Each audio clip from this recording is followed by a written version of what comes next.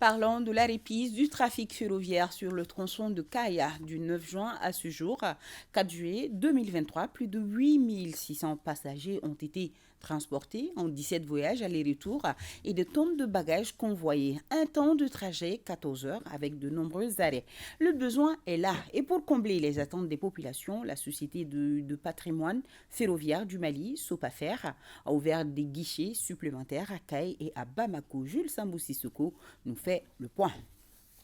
La reprise du trafic ferroviaire voyageur est incontestablement un moment historique car les travailleurs ou cheminots et les populations, surtout riveraines de Bamako à Kay, l'attendaient avec impatience depuis plusieurs années.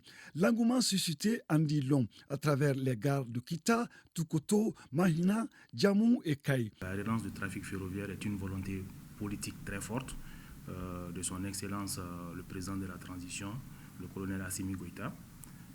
Du chef de gouvernement, de Madame le ministre des Transports et des Infrastructures et aussi également du ministre de l'Économie et des Finances. Il faut indiquer que c'est l'œuvre aussi de l'ensemble des cheminots qui ont travaillé jour et nuit pour que cette relance puisse être effective depuis le 9 juin 2023 avec le premier train qui a quitté Kay pour Bamako.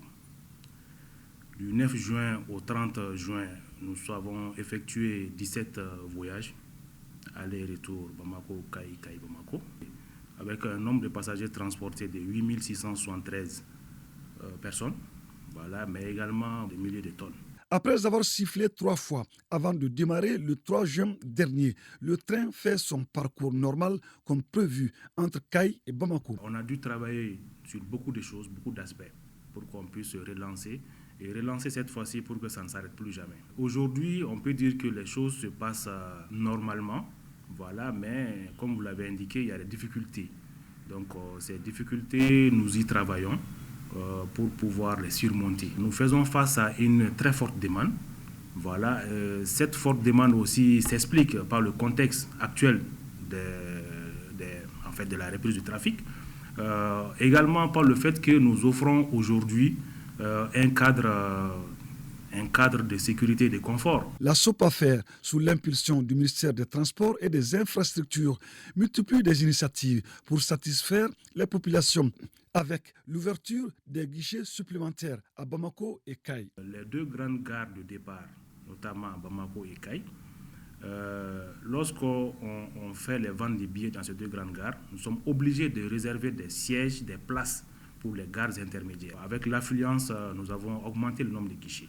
Et nous organisons également les files pour que les gens ne puissent pas perdre trop de temps. Nous demandons à la population de nous aider, de nous accompagner dans la dénonciation des comportements qui peuvent vraiment nuire à la pérennisation de l'activité ferroviaire. Le rôle et la place du train voyageur sont importants dans le désenclavement intérieur et extérieur du Mali. C'est pourquoi ce patrimoine doit être bien entretenu et géré de façon rigoureuse pour le bonheur des populations. La pérennisation du trafic voyageur passe par là.